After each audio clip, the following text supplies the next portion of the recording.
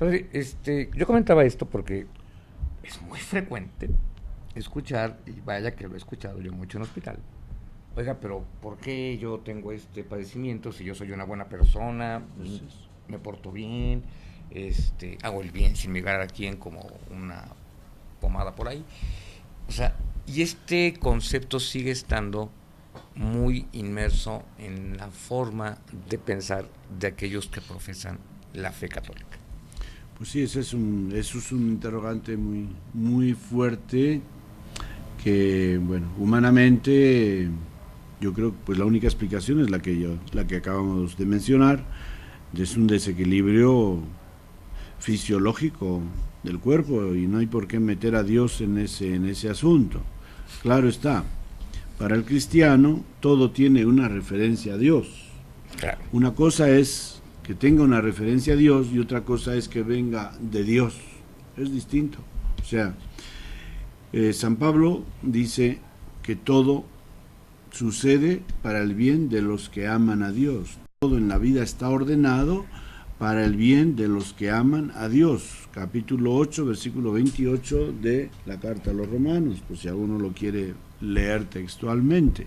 8:28 de los Romanos. Todo está organizado, ordenado para el bien de los que aman a Dios.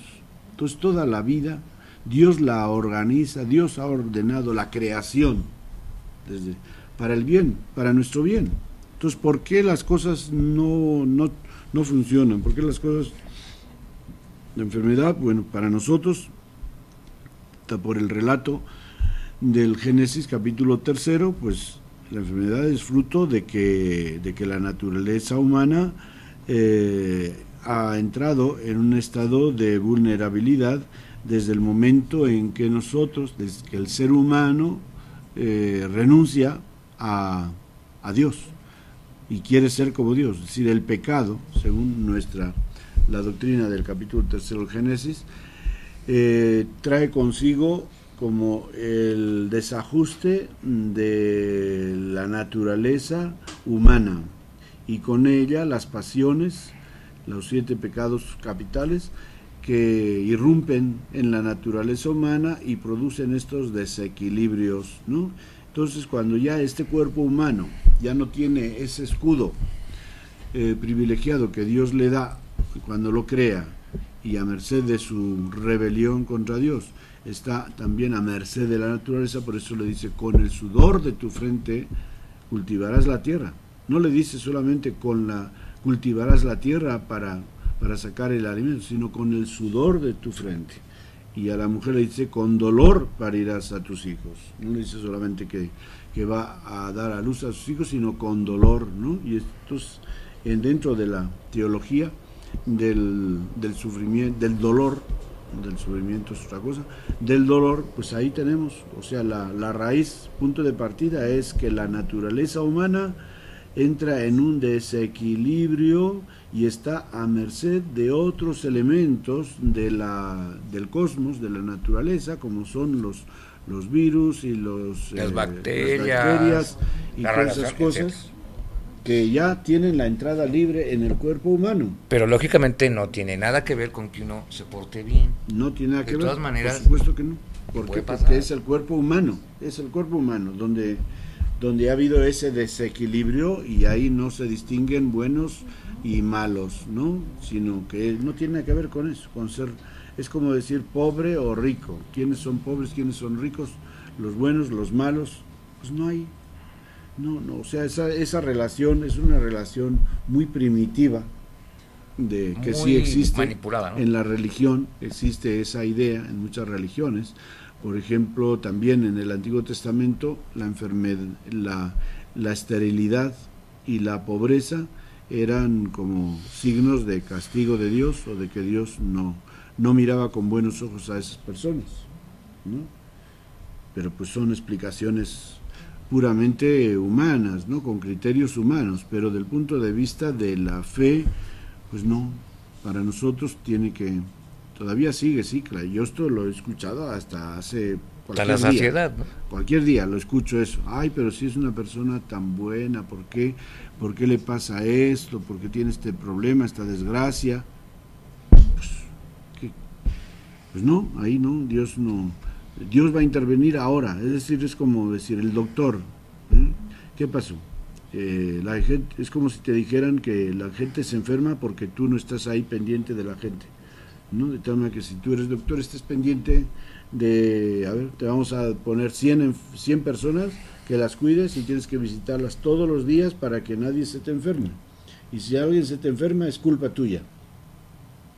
Pues no, eso no lo vemos así humanamente, sino que cuando esa persona se enferma, entonces tú acudes a curarla. Entonces, en ese sentido, pues igual tú te enfermas, ahora tu fe te va a ayudar a encontrar el sentido de esa enfermedad, o a tener o a pedir a Dios la gracia de que te cure o que te dé fuerzas para sobrellevar el dolor, etcétera, para que te acompañe en esa circunstancia, como lo vemos en el Evangelio, ¿no? El caso típico de Lázaro, ¿no? Que está muy grave y sus hermanas le mandan decir a Jesús, tu amigo está enfermo. Y Jesús dice, pues, le dice a los apóstoles que nuestro amigo Lázaro está dormido. Y pues se supone que entonces ya se había muerto. Y entonces, pues, los apóstoles le dicen, pues está dormido, pues ya despertará, ¿no? Y entonces Jesucristo, en lugar de ir a tiempo para que no se muera, pues lo deja que se muera, ¿no? Y vemos pues la reacción de Marta, sobre todo, que dice, ay, Señor, pero ¿cómo? Si hubieras venido, mi hermano no hubiera muerto. No te preocupes, Marta. No, ¿cómo que no me preocupe? Ahora que ya, ¿para qué vienes aquí? Pues ya. ¿Ya para qué? Ya para qué.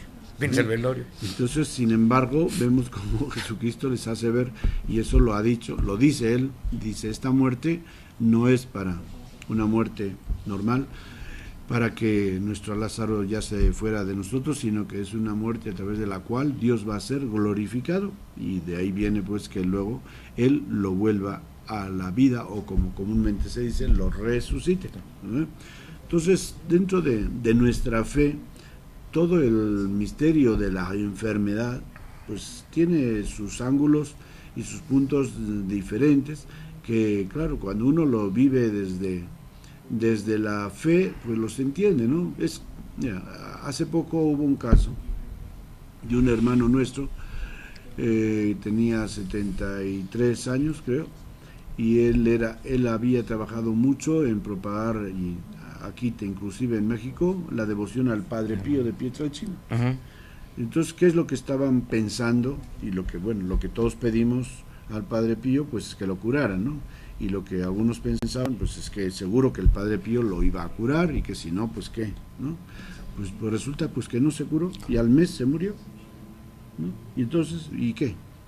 O sea, la intercesión del Padre Pío tenía que ser a fuerzas para que se curara.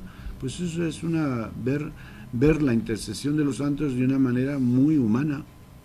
No es necesario, cuando pedimos a Dios, nosotros no pedimos a Dios, no rezamos a Dios para que Él haga nuestra voluntad. Rezamos a Dios para que nosotros podamos hacer su voluntad. Y eso es lo que muchas veces olvidamos. Entonces, si rezamos por un enfermo, no es necesariamente para que se cure, sino para que Dios vea qué es lo que le conviene a esa persona, si es su voluntad, se cure, pero que haya una oración en la cual, pues ciertamente que creemos que la oración de intercesión puede hacer fuerza ante Dios para darle esa gracia, pero si Dios tiene otro plan, o en la providencia de Dios, pues eso es una cosa muy misteriosa y muy difícil de expresarlo adecuadamente. Estas palabras a veces son un poco difíciles de decir la palabra adecuada, ¿verdad? Porque ahí es precisamente donde viene esa queja de decir, ¿y por qué? Si era una persona tan buena, ¿por qué Dios se lo lleva? ¿Por qué se muere? Pues es que Dios, podríamos decir en general que Dios no tiene programada la muerte de nadie, sino que la salud de una persona, pues, tiene un curso, y en ese curso intervienen factores negativos y positivos, y Dios puede decidir intervenir milagrosamente a través de su gracia, por medio de un milagro o por la intercesión de un santo. Pues eso parece que así es, así lo ve la Iglesia, de que hay personas que se curan por la intercesión de un santo o de una santa, a quien se le pide la salud de esa persona, y eso es lo que luego influye para que a un santo se le declare como tal, ¿no? Pero no hay ninguna razón entre enfermedad, o no hay relación entre enfermedad y castigo, salud y enfermedad y bendición de parte de Dios, ¿no? Padre, un factor que es muy interesante con respecto a la enfermedad es lo que se aprende, lo que se madura, lo que se cambia cuando una persona enferma. Llámese la que se cura, llámese la que queda crónica o llámese la que fallece. Eso ya es intrascendente, bueno, sí es trascendente, pero todo lo que hace cambiar y incluso en la gran mayoría de los casos mejorar como ser humano el proceso de la enfermedad. En esta parte, qué tan importante es regresar al origen de la fe y entender que ese aprendizaje también tiene algo que ver con nuestra relación estrictamente con Dios. Claro, eso es un punto muy importante. Diríamos que la enfermedad en sí es una maestra, de tal manera que a través de la enfermedad uno va sacando de su haber espiritual criterios y razones para actuar, pensar, sentir de otra manera a cómo sentía antes cuando estaba sano, porque tú sabes cómo ante una enfermedad grave existe en esos tres momentos, ¿no? Normales que se dan en casi todas las personas. Primeramente, ¿por qué a mí? Es lo que yo decía, o sea, si yo Segundo, soy una buena persona. después de que uno ha pasado el ¿por qué a mí?, viene el descontento ante esa situación y el tiempo de ajustarse, y por fin viene la aceptación de la enfermedad, y ya esa persona se queda en paz. Porque claro, si me dices a mí, por ejemplo, bueno, pues ya te vas a morir dentro de un mes, de una semana, ¿verdad? Y yo no lo tenía programado, ¿no? ¿Y por qué ahora? Pues ya. Y pues me van a estar, y ahora pues tengo que arreglar muchas cosas, y pues no, estaba tal y cual, y pues si yo estoy bien de salud, todavía puedo trabajar, y tengo ganas de vivir, y hay tanto que hacer en este mundo. Tengo programa el viernes, entonces, etcétera, ¿verdad? Entonces, pero pues sí, ¿no? Cuando ya veo que no hay de otra, que es una realidad, que no hay vuelta atrás, entonces voy a tratar de ya entender ese. Y en esa tercera etapa es cuando la gente, como dices, descubre y experimenta que la enfermedad es una escuela de sabiduría, y es una escuela de paz, y es una escuela inclusive de descubrir una forma de vida, ¿no? De estar enfermo, ¿no? Que hay gente que está enferma durante muchos años, y es una gente que aprende a estar enfermo, y ese aprendizaje de ser enfermo es un aprendizaje también de encontrar la felicidad en medio de esa vida, ¿verdad?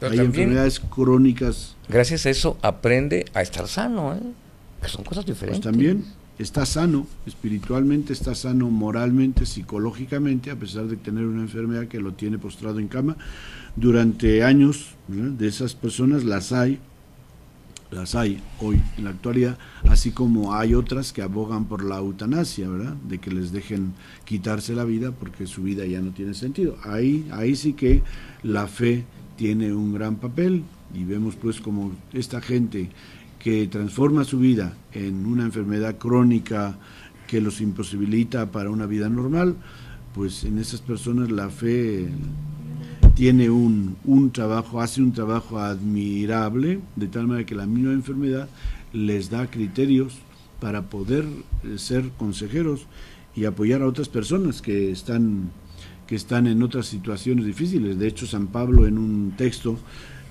también de una de sus cartas, dice cómo le pide a Dios que nos dé fuerza en las tribulaciones, para que nosotros a su vez podamos ayudar a otros que se encuentran en esas dificultades, ¿no? O sea, la persona que está enferma pues puede aconsejar mucho mejor a otra persona que está enferma, ¿verdad?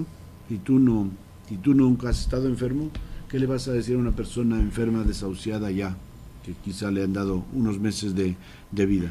Pues no sabes qué decirle, pero si has estado enferma y has encontrado el modo de vivir en esa realidad sin perder la alegría y encontrando pues en esa enfermedad recursos de bienestar, pues puedes compartir con la otra persona y contarle tu propia experiencia y basta, ¿no? Entonces sí es un fenómeno muy interesante, muy importante, que que la enfermedad es una escuela de sabiduría humana. Y una vez te conté el caso de una joven que estaba pues muy loquilla, ¿no? Que tenía, pues para ella la belleza tenía 33 años y la belleza era algo como lo más importante para ella. Entonces tuvo una enfermedad que desbarató sus ilusiones de belleza.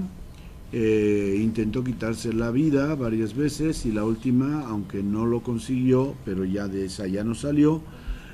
Y pues frente a esa realidad, yo cuando la visitaba y le daba la comunión, pues ella iba interiormente, porque no hablábamos mucho de todo eso, interiormente iba transformando su modo de sentir, iba consiguiendo la paz en medio de esa realidad, de tal manera que cuando le pregunté una vez si estaba ya dispuesta a morir, no sé, pues yo creo que es una de esas formas un poco brutas de relacionarse con un enfermo, ¿no? Sí, ¿cómo no? De que en lugar de decirle que ya te sientes animada, cualquier día vas a salir del hospital, ya estás lista para... Pues a mí se me ocurrió preguntarle, ¿ya estás preparada para morir?